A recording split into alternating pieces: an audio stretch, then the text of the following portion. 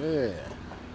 All right, we're in the beautiful city of Calhoun, City, man. I got one of my OG partners, man. One of my young OG partners in the building, man. On the ground, actually on the square of his hometown, and a lot of y'all know this man by the name of DJ Fuyal. Fuyal, tell these people a little bit about yourself, man. A small introduction before we get this sit down started. Yeah. Well, first of all, thank you for coming to my hometown. Ain't no Appreciate doubt, that. man. Ain't no doubt. Ain't no doubt. Yeah. It's been a Hey, long time coming, man, but the change done came. So Yeah. I'm actually here, man. I'm proud to be here. long time coming, but hey, my name Timothy Evans. That's my government name. But DJ Fuyal, that's my entertainment name. Love what I do. 30-something strong, still rolling. Rocking events, shows, bookings, major artists, touring, just doing it all. Right. I'm right here with my guy Blakk today, man. Ain't no doubt, man. Listen, bro. First of all, how long have you been in this DJ game, man? For the ones that don't know. Whoo, man, officially 30 years, man. And just looking back at it, you know, I have to just think about it sometimes just to really look at it. I really been doing it that long, but time done passed, and I'm still going. So personally, man, I want to know what officially. First of all, man, you grew up here, right? It's my hometown, grew up here. All right. So your parents from here? My parents from here, family here, yeah. Did you grow up with both parents? Yeah, I did. Cool, I lost my man. mother at an early age, but I was reared most of my young life, two-parent Sorry about to hear household. that. What happened? You mind Oh, sharing my mother, that with us? yeah, my mother, she died when I was like 8. She had an aneurysm or whatever, you know. Mm-hmm. Okay. But my all right. dad, he stuck there and raised me and my brother. You know, he remarried again, but you know, hey, it was good. Was that your father I ran into right in No. My dad, he lives in Nashville now. Okay. Yeah. All right. Okay. There's a gentleman I ran into around at your house, man. Yeah. I don't know his name, but I just told him I was sitting out there waiting on food, y'all. He said, all right, Yeah. cool. Okay. Then you called me up and you happened to be around the corner. Mm-hmm. But tell me a little bit about your hometown, man. Man, it's a great place. No small town here in North Mississippi or whatever. Born and bred here, it's a close-knit town. Everybody get along with everybody, you know. It's all good, you know. Here, it ain't no strangers. Just like you didn't know the guy who you saw, but he knew who I was, and it wasn't no problem. Right. Let me ask you this, man. We was talking a little while ago about the city being wet now. Yeah. Because a lot of people don't know, man, how did it feel coming up in a city where there wasn't no alcohol served? Well, to be honest, you know, when you kind of grow up into that, you know, It's nothing. It's not out the norm. You know, we'll adjust. But what about a fella like you, man? You travel a lot, man. You move around a lot. What you do when you get ready to drink something, man? Well, you know, if I know I'm coming back home, if I want to bring, so I just grab somewhere I'm out, you know, come back home with it or whatever. But, you know, we always went to our neighboring areas. Like Grenada was always a spot, you know, that we went, you know, if we wanted that part of nightlife or whatever, or we go up to Oxford, Lafayette County or whatever, you know, so we just made do. Then people will ask this question. I know people they're gonna have it in the comment section, man. What the hell do y'all do for fun? Now me personally, Yeah. I know, Uh-huh. because I'm a country boy myself. Uh-huh. You know what I'm saying? I came up in Mississippi, man, and it ain't always been popular like it is now. Right. You know, things ain't always been popping. So what did y'all do, man, for, you know, entertainment when coming up? Man, coming up, the thing that's got everybody with a craze now with these trail rides and just being outside in the country, that's how we grew up. We grew up riding four-wheelers. That was normal, wasn't it? That was normal. That was normal. Riding four-wheeler, right. riding horses. And we grew up doing that. Yeah. Okay, all right. And other than that, man, like when you was in school, did you what was your go-to when you was in school besides just having fun with your people? Man, besides being with my people, man, here by being in a small town, we all gravitated to sports. Friday night football is king here. You know, if you know anything about Mississippi high school football, you just Google Calhoun City. We do our thing in North Mississippi in Class 2A. And I'm peeping, man. Now, I'm going to be honest with you. I haven't been through Calhoun City in a while. Me and Freddie Hydro used to come to Vardaman all the time. Yeah. And I knew a little bit about that, which ain't too far from here. Right, right. But I'm gonna be honest with you. I was thinking, man, it wasn't that much agriculture and farmland still existing in this area, bro. It is actually still a lot of, you know what I'm saying? Yeah. It's popping up here, man.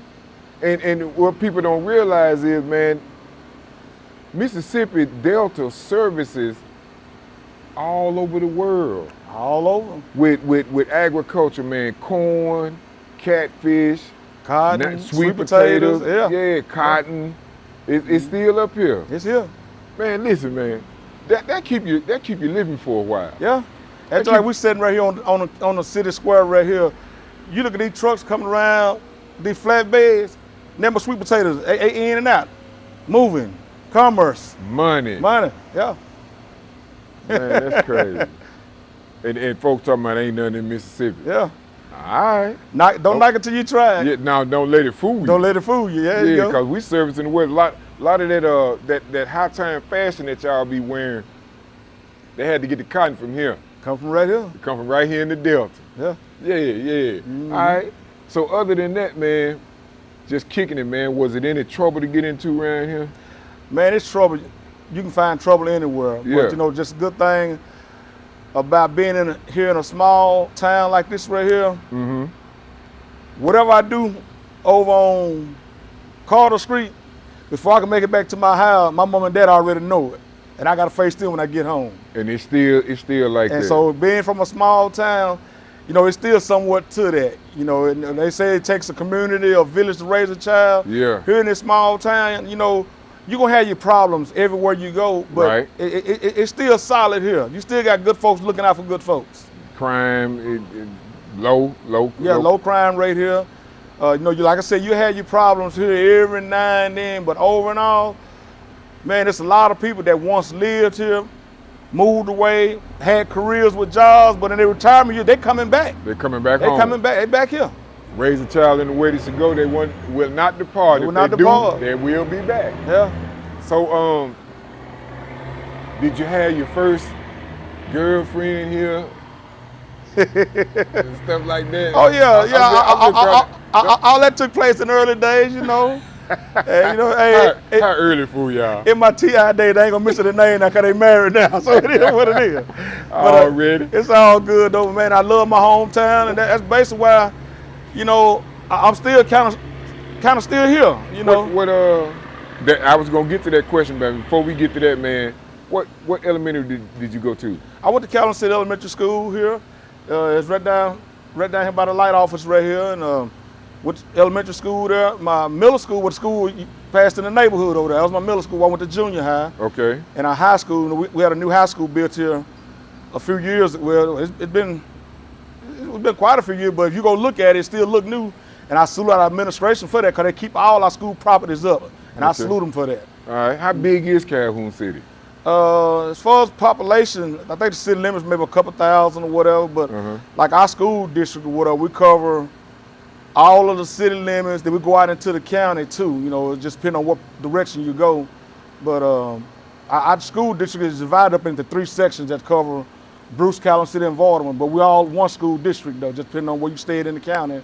And determine what school you go to or whatever. That's enlightening, man. Oh, yeah. I like that, man. Real hometown. It's got a homey feel too. Oh yeah, without a doubt. Let me ask you this, man. Coming up through high school, what if you've been DJing that long, man? You actually start messing around with DJing as a kid, huh? My senior year in high school, yeah. What in the hell turned you on to DJing, man? Believe it or not, and I share this with a lot of people. My DJing career basically started by accident. And how that ended up happening, one Friday night, after we have a high school football game, I have a party at my house. My folks let me have a yard party or whatever. I booked a DJ. And I guess he thought I didn't have the money to pay him or he wasn't gonna get paid or whatever, but it was all understood, what was what. So after the game, we win the game. DJ from your city? Yeah. Okay. I'm not gonna say a name, but it is what it is. He's still around? Yeah, and I love him to this day. Still DJing? Yeah. Okay. But after Friday night football game, you know, after the game, everybody out. I got over 150, 200 people in our backyard at our house. No DJ. He didn't show? No DJ. No call, no nothing. Nothing. Now keep in mind, we just got through playing game that night. Game over about 9:30, right before 10 o'clock. So it's like everybody left the game, come straight to my house. Right. So I'm anticipating the DJ to already be there, set up, and music already going. You get there, no DJ. So luckily, fortunate, I had a stereo at the house. No, I always have been a lover of music. Right. But I got to do something because I got all these people here. So I just started playing music. And that was just the base birth for me becoming a DJ. And from that night on, anybody else that threw a party, well, call Big Tim. Fuyal wasn't established then. Big Tim. Big Tim. Big Tim. Call Big Tim. Call He'll Big come Tim. through. You must have did a hell of a job then. Well, you know, when you put in the situation and you have no other choice, you got to make it work. Okay. Now, what fueled your, you know, getting equipment and all that type of stuff, man? Well, the thing that fueled that, like I said, I got pushed into the DJing thing because of my situation. Next thing I know, other people started having parties or whatever, yard parties. They started calling me. Now at that time, I'm 17, 18 years old. I had a job working at one of the local businesses here in my hometown. But I started saying, well, I can make a little money doing this. Mm-hmm. So I started reaching out to older DJs that was already in the game on the direction I need to go, what I need to get, this and that. And then I got to looking at everything. I said, well, that's still kind of high, you know. Right. But, you know, if I'm going to do this, you know, I'm going to have to make that investment. Had to go and spend that money. So keep in mind, you know, I'm still in school and everything, in high school. The business I was working for at that time, they had an electronic department in the store, and then what they didn't have, you could order. So it was kind of like I put in a good situation. I got a job, I'm making good money, I'm still in school. But this job I got, they sell electronics, and if I can buy stuff there, and if I don't have all the money to buy it, I can get it on consignment, where they can just take it out of my check every week or whatever. So I'm in a good situation. Right. So I go check out a couple of DJs doing their thing. And at that time, I'm not old enough to get in nightclubs, but, you know, getting with a couple of them, I just walk in with them or whatever, and they exposed me to it. So I'm start seeing what's in real nightlife now. Right. So, okay, I'm like, okay, well, this lane I'm finna get in. Now, keep in mind, I'm still in school, trying to take care of my schoolwork. Right. Then after I done graduated from school, just so happened I was an athlete too. You know, so sports was doing me good. You know, we had just won a state championship my junior year in football and everything. Everything went over good. So I'm like, well, I'm doing pretty good with athletics or whatever, so it's working. Next thing you know, I done got a scholarship to college. Right. I get a scholarship to college, to Northwest Community College, to play football or whatever. So that's where things really turned me on. I'm in Senatobia, Mississippi. If anybody know anything about Senatobia, I'm at the back door of Memphis. I'm 20 miles, 30 miles from Memphis, Tennessee. That's right. What I thought I was doing as a DJ, I started going to Memphis, seeing a few things. And one DJ in Memphis that opened the doors for me from day one was DJ Just Born. So if you know anything about Memphis music, Just Born is a major player for Memphis hip hop in the early 90s. So I kind of clinged to him. And so he was cool, you know, letting the Mississippi guy get in. I was young, you know, a little younger than him or whatever, but we was able to communicate. Mm-hmm. And so he saw I was in school down at Northwest or whatever. So I started renting out a few buildings, throwing my own parties. Then I would book him to come down as my DJ or whatever. He had a hot name in the city. He was on the radio there, so we listened to him every day on the radio. Right. So that right there amped me just to really go on with it. So you getting big balls now. hey, I'm right there at it. Right. Yeah. I feel you. I know it's sort of the same way, you know, saying on this side. Yeah. Yeah. Yeah. So let me ask you this. Back then, man, what was your favorite? I ain't gonna say genre of music. Well, I could say genre of music. like you coming from this area, man, I know you probably had a lot of blues in you. Yeah. A lot of gospel, a lot of country music. Yeah. Okay, so what was your favorites back then? Well, my favorite, you know, by me being at that age right there, 18 and 19 years old, you know, in the early 90s, what we would consider old school R&B, that was more kind of our go-to, because it was still part of records then. But, you know, by me being here in the South, you know, we grew up on the blues or whatever. Right. You know, family gathered, you know, we listened to the B.B. Kings and Little Miltons and all that coming up, because that's what we was around. Right. You know, and as we got older, whatever, you know, towards my generation or whatever, we were the first ones to start just taking nosedive deep with the hip hop and everything, listening to Dana Dane and the Slick Ricks and all that. You know, that was during my time, the Rob Bass. It Takes Two to Make a Thing Go Right. You know, we started doing our house, y'all party, that's the music we was on. Right. You know, and there was more party records then, and thing between hip hop then and hip hop now. The hip hop then, everybody could gravitate, everybody could party to it. It wasn't so much everything just slowed down, everything just trapped, just one dimension. And that's the thing that I miss with hip hop now, that to where we don't have those good party records. And I love all music, I love it all. Yeah, I mean, you know, you kind of taking me real fast, because a lot of that stuff, man, I wanted to ask you about, man, but why are we in that, why are we talking about that, man? What is your personal, and y'all bear with us, man, what is your personal opinion about music today, man? And just give me some insight on that, man, because my personal opinion about music today, yeah, versus, well, I ain't gonna say versus yesterday, just period.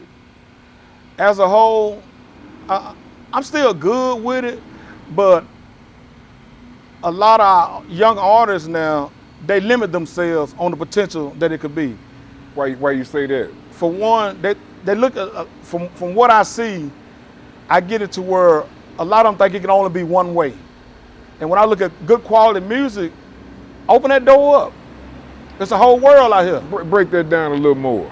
Meaning to where, speaking on the genre of hip hop, a young artist right now that's rapping, if he drop a mixtape, if his mixtape got 10 songs, even if he do an EP or whatever, if he got 5, 6 songs that he releasing, all those one songs is just on one direction. Yeah, he trapping all the way through. From first song to second song. Now everybody scream when they talk about artists that influenced them the most. They'll talk about the Tupacs and the Biggies. But if you go back and look at Tupac and Biggie, they had music all the way across the board. Yeah. They had trap music, they had party records, they had music that can make you want to be political.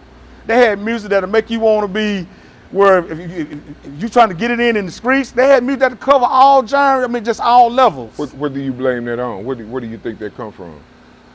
Well, society as a whole, because the younger generation, and I can say this because I was once young, they mimic what they see.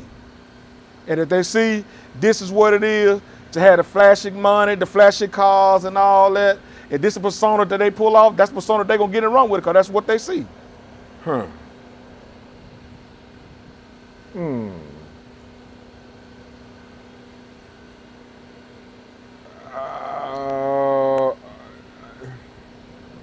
Let's see which way I'm gonna go with this. Do you feel like that limited thinking plays a part in that? Oh, without a doubt. Without a doubt. The limited thinking, and for one, and a lot of them, they close, they have a closed mind to other influences. Yeah, I mean, I got to call a spade, man. Lack of talent. Yeah. And scared to test the water. Right. It's a mixture of all of that, in my opinion. Yeah. Yeah, it's a mixture of all of that. So, what would be your advice? My advice would be, and even to anyone that has close people in them and in their entourage around their circle, it's okay to have people in your circle to not be a yes man. Yeah, you know, to where if this ain't what it is, if you got people in your circle not keeping you on the right path or speaking up when you outside the line to get you back in line, you know, you got the wrong people around you. They're handicapping you. They're handicapping, yeah, exactly, without a doubt. And I use that for myself because I know I'm not perfect, you know, doing what I do. And if I got people around me, be like, well, Fuyal, you know, you need to bag up on this, or Fuyal, you need to look at it like this right here. I'm taking that to heed because like this, and they may see something that I don't see. And I'm wise enough to know that now. Right. Yeah. Right.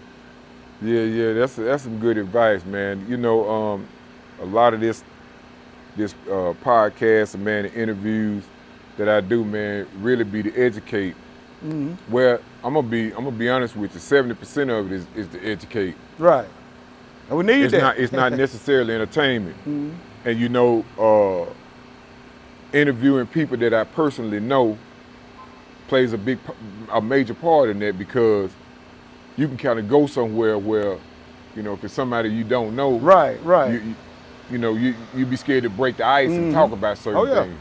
So still in that same area, entertainment has changed a lot in our years. Right. You know what I'm saying? And I've been in the game longer than you.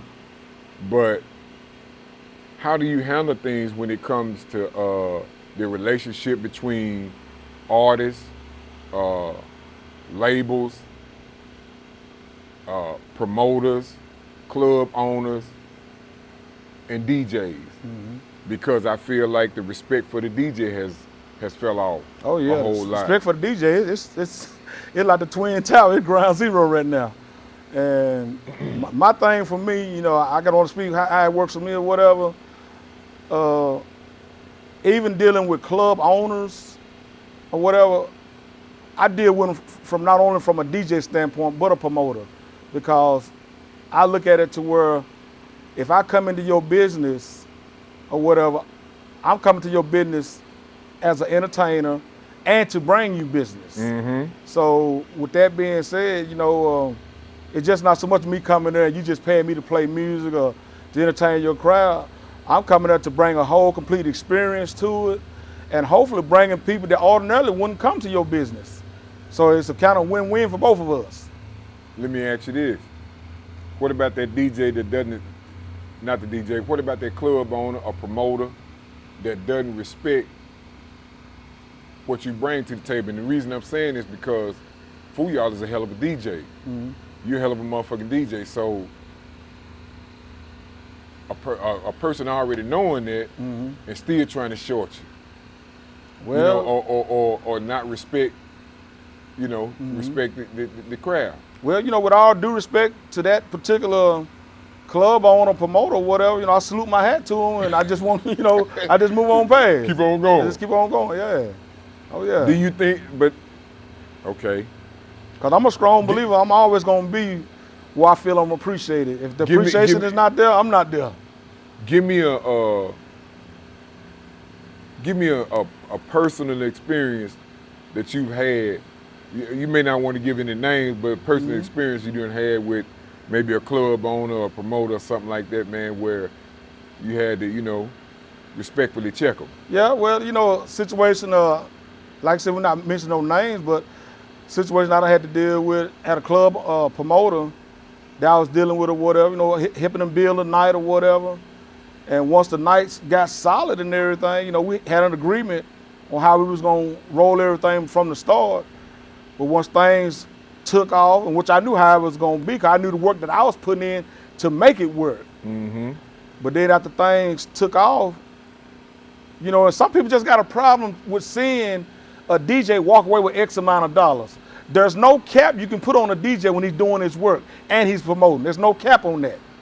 There's no cap. What you mean, Fuyal? There's no cap meaning you can't put a dollar sign on how much money I'm supposed to make that night. And I heard, you know, promoter, well, DJ, he ain't supposed to make that much. DJs don't make that. How can you put a cap on what a DJ is supposed to make? Wait. First of all, let's establish this. Here's the first thing. And I know I ain't got to ask your opinion on this. Mm-hmm. First of all,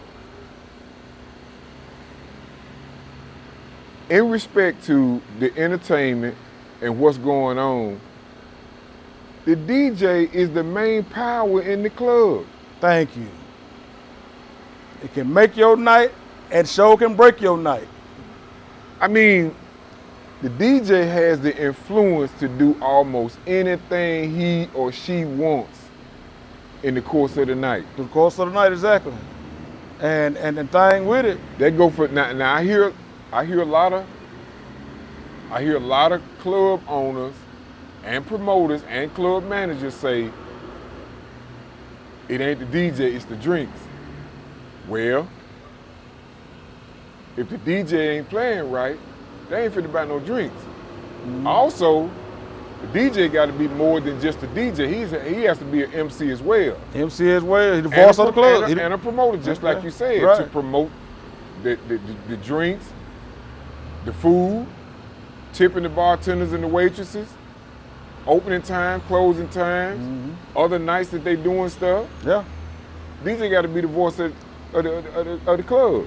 And the thing with it, I'm gonna come in on this right here, to the club owners and the promoters that get those seasoned DJs that know how to handle that from start to finish. When you get that DJ to come in there that don't, you see the difference instant. You see it instant. Right. Okay. What you feel about 4 or 5 DJs in one night? I don't. You don't like that? It's a waste of time. And to me, to be honest, I can understand 2,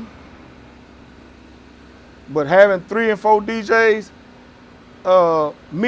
even me as a DJ, I don't even take gigs like that. I don't even want it. Because for one, it may take me just an hour to get myself in party mode. To get in the groove. See, I actually don't think,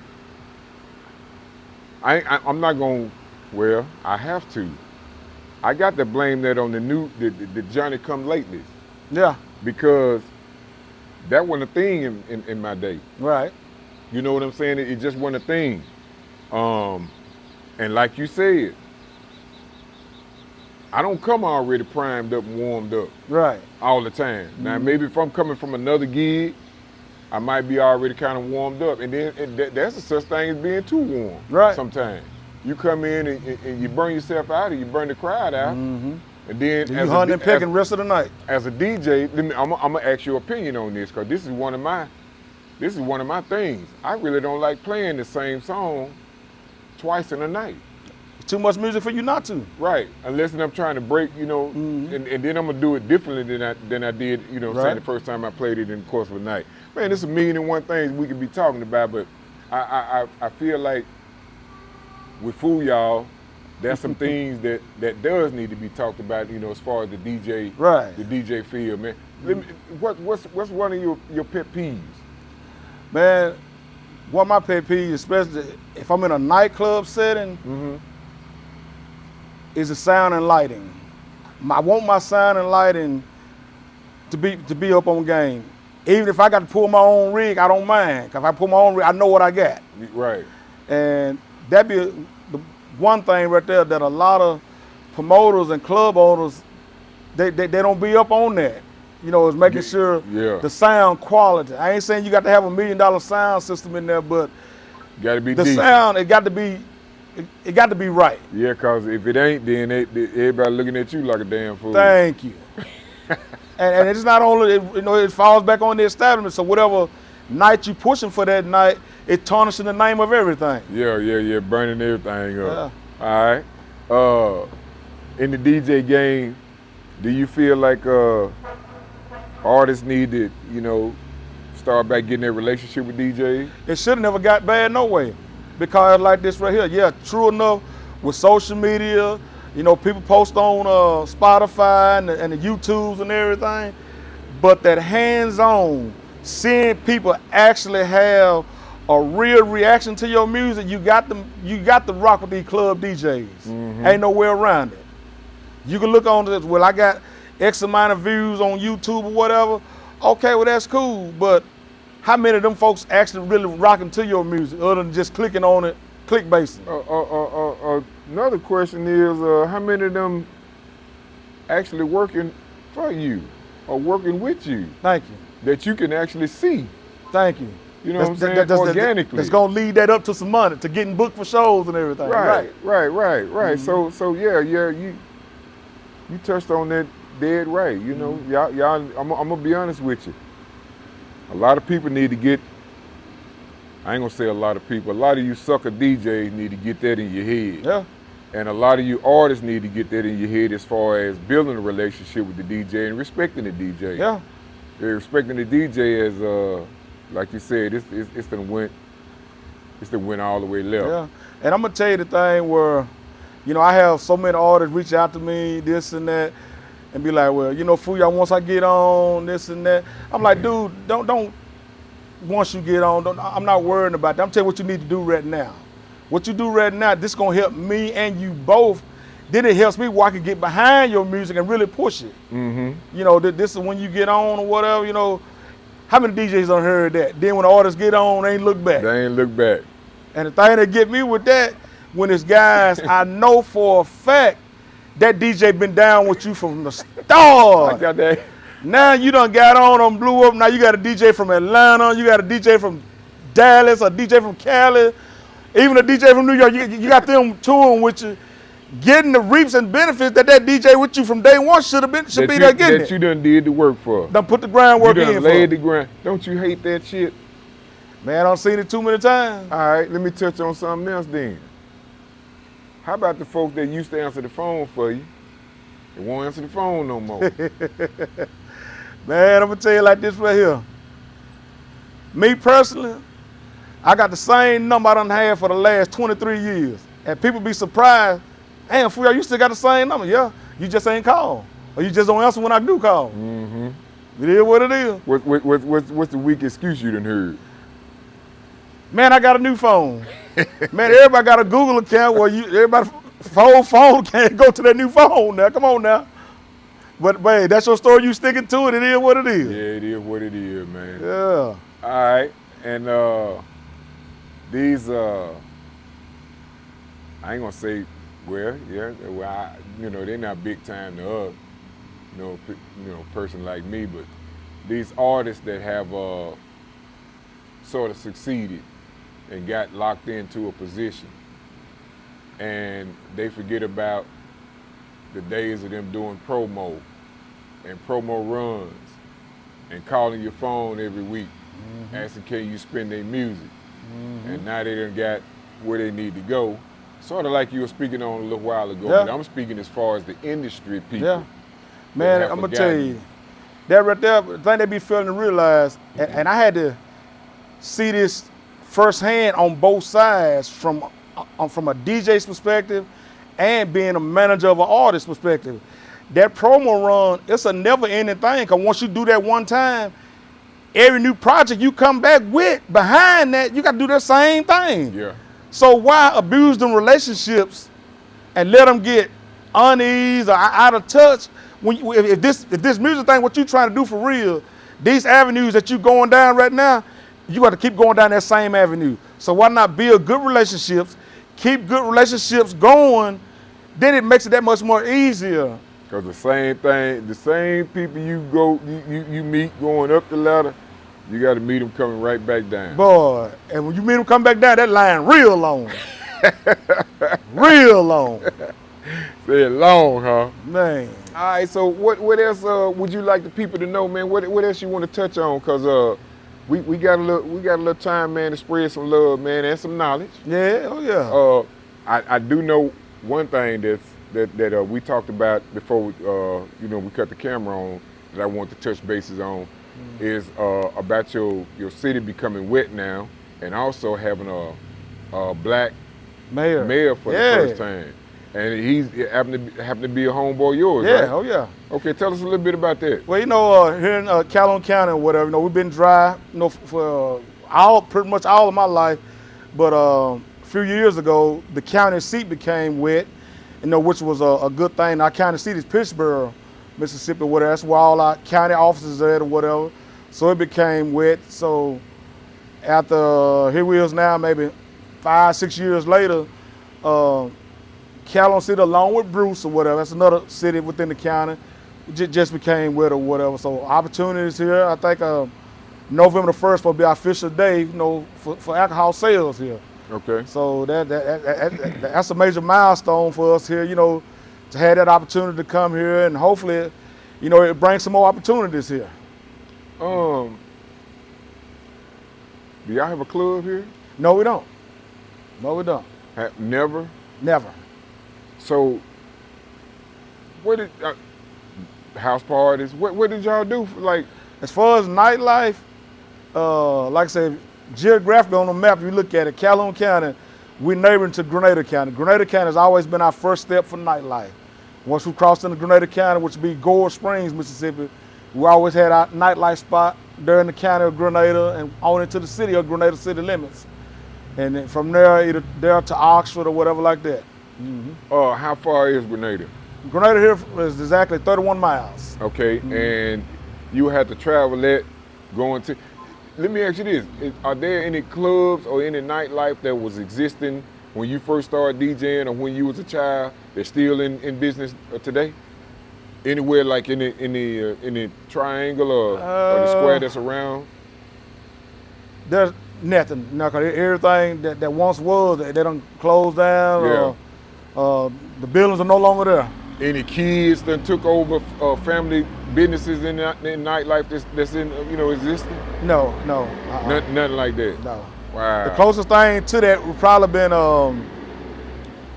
either Monday's Lounge, which is in Tie Plant, Mississippi. That's like a little suburb right outside of Grenada. That was a family-owned business there, and that was probably one of the first nightclubs I got exposed to as a DJ. What was the name of the club? Monday's Lounge. Monday's Lounge. It was in Tie Plant, Mississippi, on Highway 51 south of Grenada. Was it only on Mondays? No, it was open on, that was the family last name, Monday. Really? Yeah, they call it Monday's Lounge. Oh, that's sweet. Yeah. All right, they still around? The family? Well, I think a lot of the family folks still there, but the building, I don't think the building's there anymore. Okay. All right. Yeah. All right. Calhoun City. Yeah. Got Houston around here. Coffeeville close by, Yellow Bushy County. All right. Okay. And that was another spot there in Coffeeville, Mississippi, the Grand Palace. Now, which the family that owned it, the Hayes family, they still there. Okay. But so for them being open on a regular basis, it's more like a event spot now, special event. How is black businesses in this area? They good now. There's more of them starting to come about. Matter of fact, you got Jones Appliances right here on the square here. They sell a lot of new and used appliances or whatever. Black-owned business. And right here behind me. Right there? Yeah. Okay. And right here behind me, I have Vonda's Kitchen, good soul food restaurant right here on the square. They here doing their thing. So, and there's a few more little small businesses around the town and everything, but Man, y'all really got some traffic running through here, man. Man, I'm telling you, here on this square right here, you'll be amazed at the traffic that comes through here. What do y'all do, like, under this pavilion? This is where they, what like when we have special events on the square, I know one festival that they have every year during Memorial Day weekend. It's like a town festival and everything. And they have like gospel singing groups come up here and have an awesome craft festival and everything. Any celebrities been through here? Yeah, they had quite a few. You got the Godfather of saxophone, Ace Cannon. He's from Calhoun City. Ace Cannon, that's the guy you was telling me about. Well, it's his family folks. That's his family folks. Like, Cannon's Let me ask you auto something about sale. that. Right. Okay, so the owner of Cannon, what is it? Is it a what would you call it? Is it a corporation? It is now. Major car corporation. And did it start here in this city? Started here. Matter of fact, that's the lot they started right here, right off the square. Cannon, right here. When I was young, Mr. Cannon's son, his father, had a little small car dealership right here beside the police station, and it just grew from there to when his sons took over to where the building is now. It grew from there to the whole statewide of Cannon Chevrolet, Cannon Motors, everything now. And that's from right here. Right here in Calhoun City. Right here. Man, Right that's here. amazing, bro. So it's to the point now, if you're on I-20, I-10, I-22, or I-55, here in the state of Mississippi, every fifth or sixth car you see gonna have a Canon logo on it somewhere. That's how many vehicles they moving through this state. And it started right here in Calhoun City. Man, that's crazy. Yeah. So you know the family? Yeah, know them real well. And thing with it, they do a lot for the community. You know, with all the schools in the county, and probably all over the state too, but for sure here in Calhoun County. You got to plug me, man. Hey, you go on the campuses, you gonna see Cannon Motor sponsored everything now. Yeah, you got to plug me, man. You got to plug me, boy. You was telling me we was back there in the neighborhood, man. Hey, boy, you see my old truck out there got Cannon on the back of it. Yeah, man, you would load me up, man. Hey, nobody beats a Cannon deal. Nobody. I'm talking about you would load me up, man. So the mayor, black mayor, Mr. for the Marshall first Coleman, time. yeah. Marshall Coleman. Marshall Right Coleman, I got to see him. Yeah. I got to see him. I really got to see a black man for the first time. Yeah. And elected. This is his first term. Elected I think it's gonna be by his second term now. win. Oh yeah. Yeah, he's been in for a minute. You know, been doing a lot of good things for the city, and you know, he helped them with a major grant. You know, to help.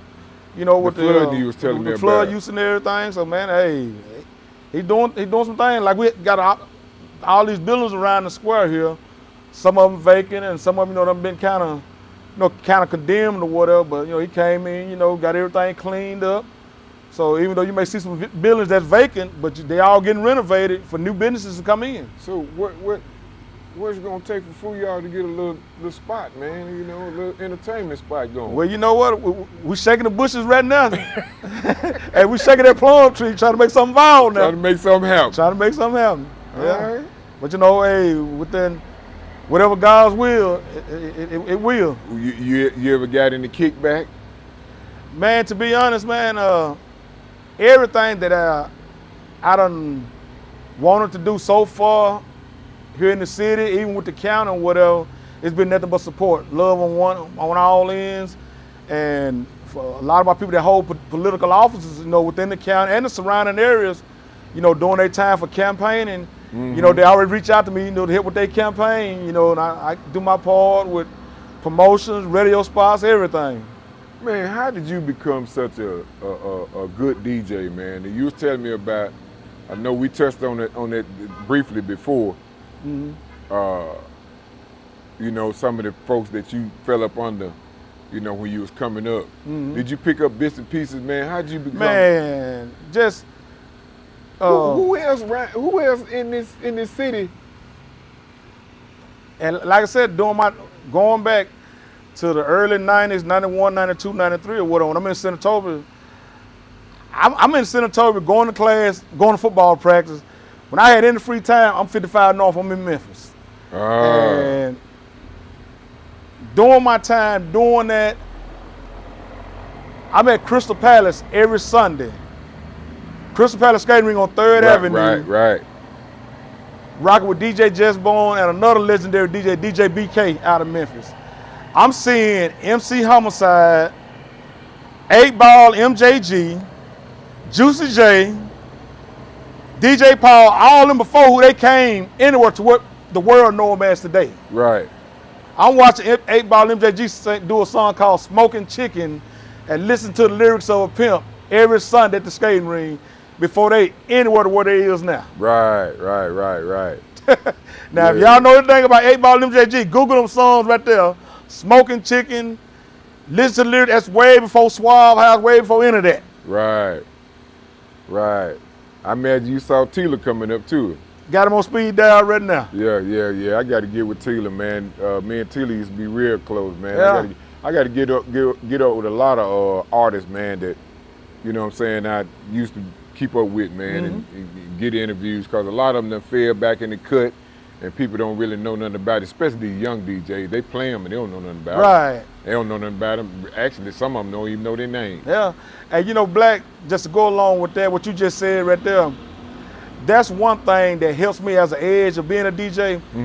even if it's doing a segment where I'm doing throwbacks, like you said, a lot of DJs may have heard them records, but I know the effects of them records. I was DJing when them records came out. Just like if a new Lil Baby song come out right now, well, you know it because you playing it now.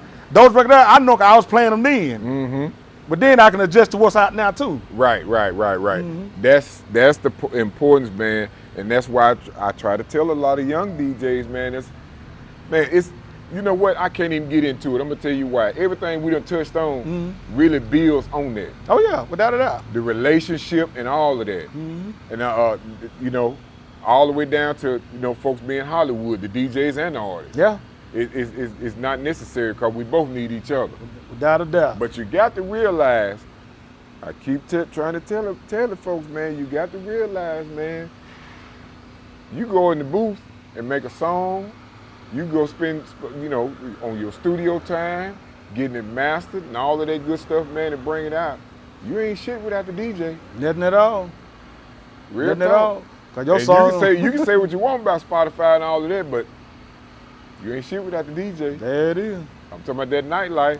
And I know y'all know that for the simple fact, man, when that business ain't right, you got to go to the chitlin circuit. Mm-hmm. You got to come to the streets. There it is. So that's what We that still is. here. All right. So now I got to get down to some of these entertainers. Yeah. So now recently, I don't know if you saw it or not, Cam Newton got down with Corey Holcomb. Did you see that interview? I caught maybe a little piece of it or whatever. I didn't get the full detail. Okay. All right. Did you see the part about the T.I. and Kim Kardashian? No, I didn't catch that part. Feel me? Oh, man. Okay. So basically, here's what, and you can, people can put it in how they want to, but the basic part of it is people having feelings on, let me see, how should I put this? What in the industry is respected today that has a negative influence over society versus somebody that has an influence over society that has a history in grinding. Let's just take it. T.I., you know T.I. Right. You know how T.I. came up. Mm-hmm. You know how long T.I. been in the game. Without a doubt. All right, so Cam was going back and forth with Corey Holcomb on who has the bigger influence, Kim Kardashian or T.I. And how it came up, Corey Holcomb was sort of speaking on T.I. becoming in, starting to get over into comedy. Right. And Corey Holcomb is a very good comedian. Right. All right, so they had some back and forth on that. But basically, they went back and forth for a while about Cam Newton thinking that, sincerely believing that Kim Kardashian has a bigger influence on the culture than T.I. Right. Yes. Both of them had real valid points. Yes, she does, but on a negative impact. Do you understand what I'm saying? I feel you. So he was trying to put it in a way of Corey Holcomb looking at it wrong because I don't know if Cam Newton don't know T.I. or don't know anything about T.I. But even if you put it in the aspect of T.I. doing philanthropy, still to me, T.I. has a bigger influence. Without a doubt. But on the other hand, if you're speaking of stuff negative, because what Corey Holcomb was trying to get Cam Newton to say was, what has Kim Kardashian done? Right. She ain't done nothing but been a hoe in the industry, right. In the industry. Right, right. How does that Being an equate influence, to, right. Yeah. But it does have a big influence on people that ain't doing shit. Right. What's your opinion on something like that? not necessarily on Kim Kardashian or Yeah. T.I., but the Man, negative my- influence that people uphold somebody doing negativity Yeah. over somebody that has actually been in the music industry And put the or work the in. entertainment industry that has put the work Yeah. in. Well, you know, just like anything else in life, that negativity and that hate syndrome, for some strange reason, it just overshadows everything anyway. It That's just crazy as it just hell, ain't it? people that's people go to it. I mean, it's that go-to mode to where you can do the best thing and be doing this for the right positive or for the right reason, but you got this person over here sidetracking, throwing rocks, throwing bricks, everything up, throwing people up on the bus. Oh, they get the spotlight every time.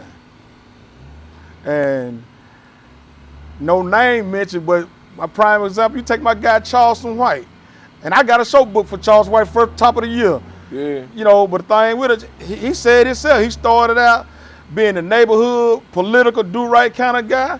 He couldn't get no talk from nobody. But then when you come start bashing this and that, now the whole world tuning in. You know what? Just on that subject, man, and he doing a damn good job because he able to ride that wave, Yeah. still get his point across, Yeah. and still do the right thing about it. Yeah. Even though he comes at it in a, you know what? I understand exactly what he was doing, and I wasn't successful as he is because he goes at it in a, Yeah. he go to the extreme. yeah, he'll take it to the extreme, but.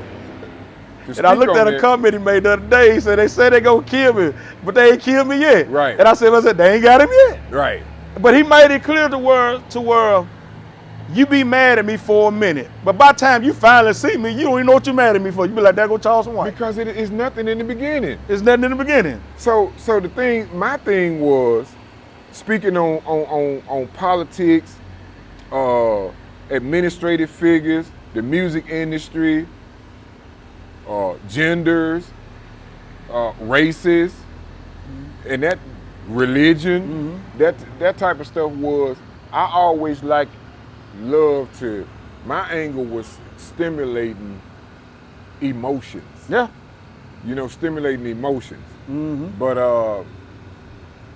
you know, I didn't get as far as he did with it, and I didn't have the energy that he got with just going, you know, on social media. Right. You know, my energy has always been in music, DJing, you know, sound, stage lighting, that sort of thing. So I didn't have the energy to stay on social media long enough to even, you know, come at it in that manner. Right. So if you had to speak on, let's just say,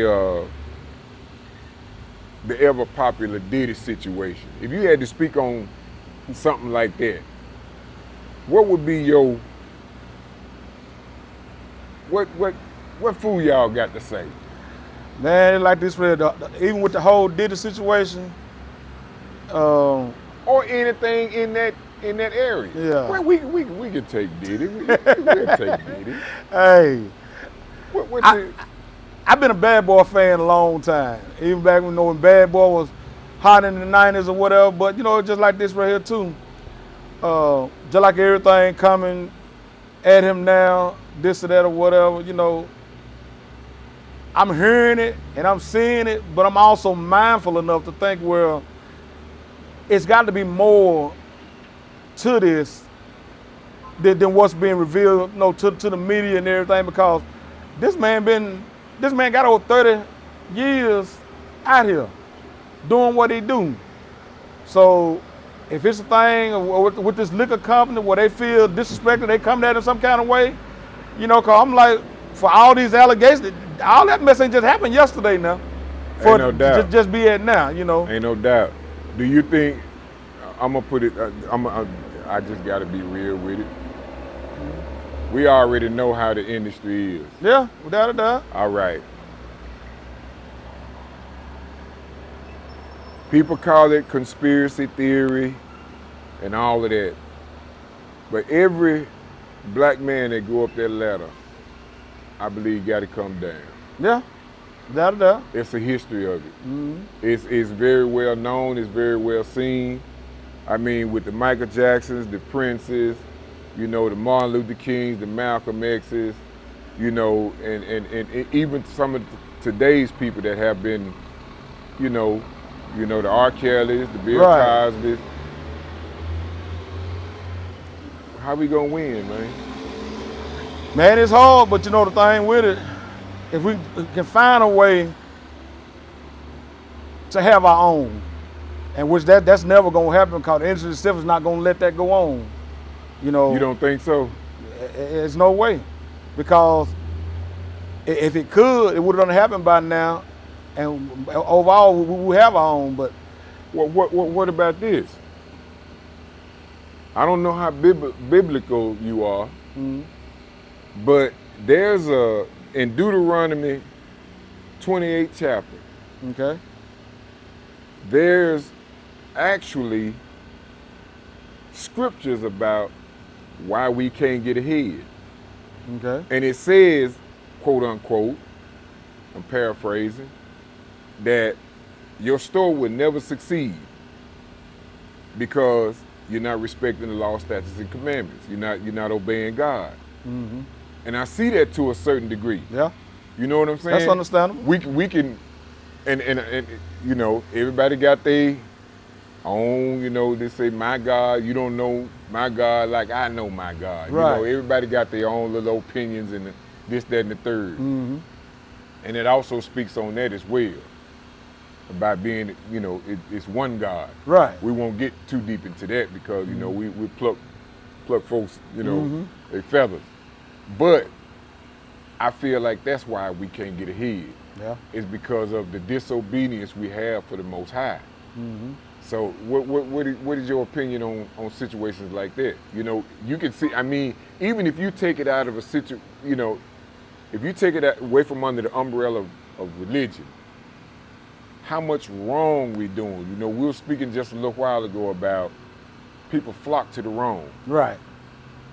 And that's what's happening to our people. We are actually, everything that's right, we push it away. Mm-hmm. That go from we gravitate to what's wrong. I mean, it's just like the stuff that's wrong, the negative or whatever, it just, like a magnet, it just draws to it. Now, if we speak it in that aspect, then yeah, I can feel that we'll never succeed in having nothing on our own. Yeah.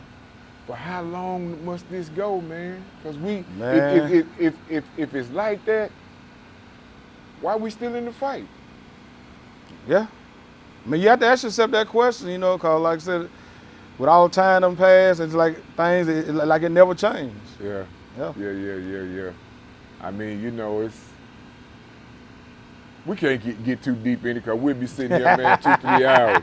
But I you know, with people, you know, that's important to our culture, such as yourself, man, I have to touch on some of those subjects. Oh, yeah, without a doubt.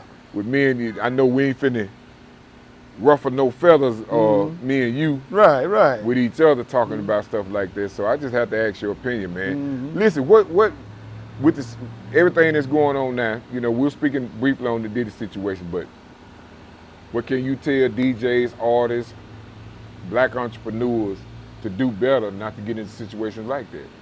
Man, you know, most important thing, man, for artists or whatever, up and coming artists, man, your team, make sure your team is tight from day one, from the people, from your management, the people that does your publicists or whatever, you know, and then it may be somebody in your team may not be up to par, but that don't mean that you push them to the side to go get this one because you see him with him, go get this other because he's with a major artist or whatever.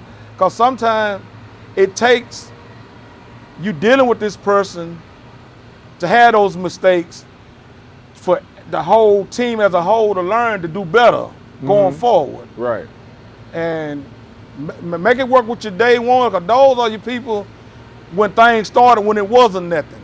And money changed a lot of folks now. I was about to say, what about the day ones that switch up on you?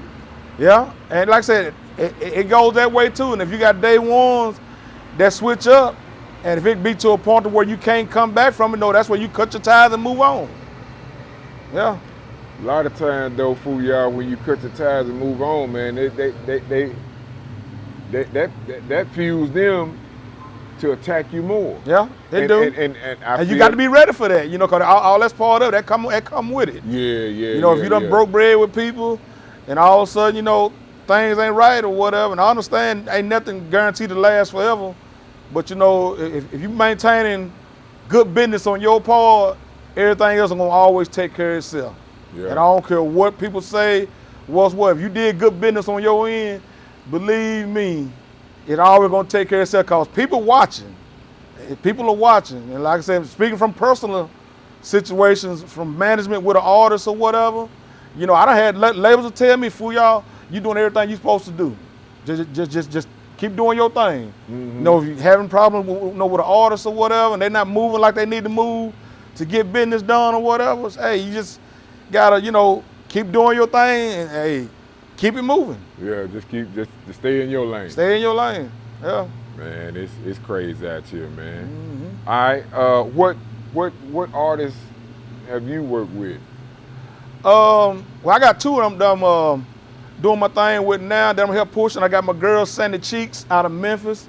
You know, she got a new hot record out. You know, with Hit Kid. You know, Hit Kid did the thing with Glorilla. Right. You know, the FNF and everything. Right. So my girl Aziatikk or whatever. You know, I've been rocking with her for the last 3 or 4 years, pushing her music, pushing her brand. And then the good thing about it, like I told her from start, where I don't want nothing from you, but I want to see you win. Right. And with that being said, anytime I'm out DJing, whether she with me or not, I'm always pushing her music. Right. Pushing her product. Right. And from a DJ, you need that. And I tell any artists, when it comes to having DJs on your team, you always want a working DJ, a DJ that's always doing work, that's in different clubs, they're doing different events or whatever. Those are the DJs that you want, because those are the working DJs that can keep pushing your music out there to the masses. Yeah, you can push your stuff on the social media and all that, but when that music getting played in front of crowds of folks, it takes it to another level. Mm-hmm. So that's my girl, Aziatikk. You know, I rock with her. I got my guy, Fly Rich Double. He's out of Batesville. You know, Fly Rich had that little hot song, Mississippi. Mm-hmm. You know, ripping the whole state. I'm from Mississippi, so I've been networking with him and everything. And I got my other nephew, King Phillips. You know, he's down with Big Boogie's camp right now. Okay. So he's rolling with Big Boogie or whatever. So he's doing his thing. So you know, I just want to see all my young folks win. And all of them call me young. They don't say Fuyal, they call me young. You know, that's a sneaker way of saying you're old. Yeah, but you know what? I embrace that. Man, like hell. I embrace that because I'd be goddamn if I turn it away. Blakk, I'm gonna tell you, just like you know. I'm proud to be on. You do what you do and I do what I do. Mm-hmm. But a lot of folks we start ain't doing this no more. Ain't doing this no more. A lot of them ain't living. Real talk. Yeah. That's why I embrace it. Yeah. And that's why I go so hard now, because I'm at that 50 mark. And I ain't ashamed to say it, but this nightlife, it keeps me going. And I have people all the time be like, boy, you've been doing it a long time. And even like during my time when I left Northwest, went to Ole Miss, played ball at Ole Miss or whatever, I meet a lot of people now. I still go there like the homecoming weekends, step shows. I do events and I meet younger folk. They be like, man, my auntie or my uncle know you. They used to talk about you all the time. I said, okay, well, cool. And I embrace that for the simple fact to where I know without this, not saying I wouldn't be doing that, but this really keep me involved in a whole lot of stuff. I'm gonna tell you something else it does too. It brings a level of respect. Yeah. When a young fool know that you personally know his mother, father, auntie, grandmother, grandfather, you came up around them, it brings a different level of respect. And Blakk, man, just speaking on what you just said just then, I done seen times when I'm doing events, you know, pretty much catering to the younger folks or whatever, and I'm seeing some things about to happen, about to get out of hand. And just me easing out the DJ booth from behind my turntable to see a youngster about ready to just get in some mess. Crash out. Man, come up here and hang out with me for a minute. Right. Just that alone, you know, just you just saved a life.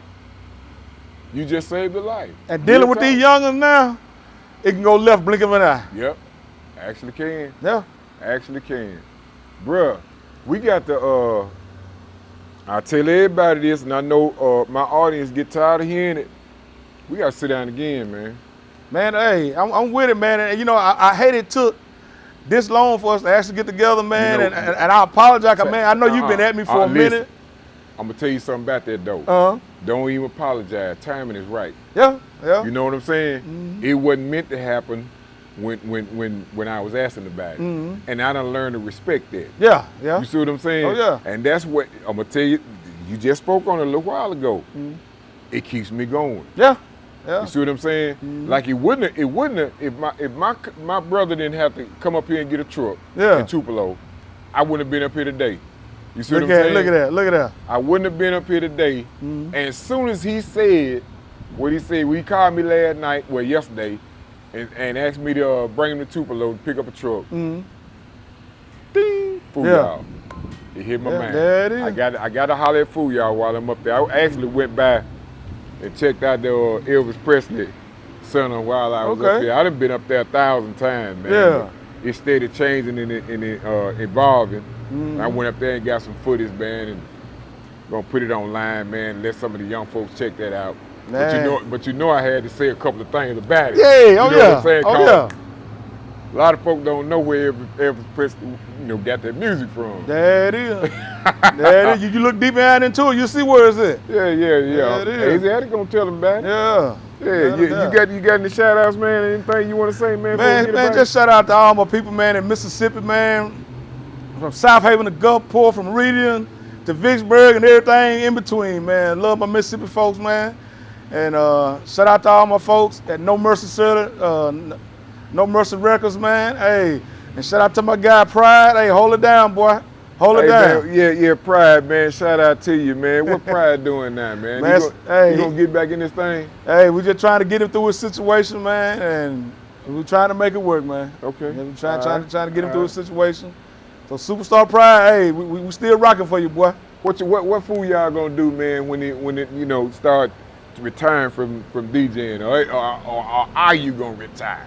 Man, I'm scared to even think about that right now. But hey, I'm always open for new business adventures or whatever. So, hey, it is what it is. And with the I ain't gonna say new genres of music, but different things is coming on. Like we was talking about trail riding a little while ago. Yeah.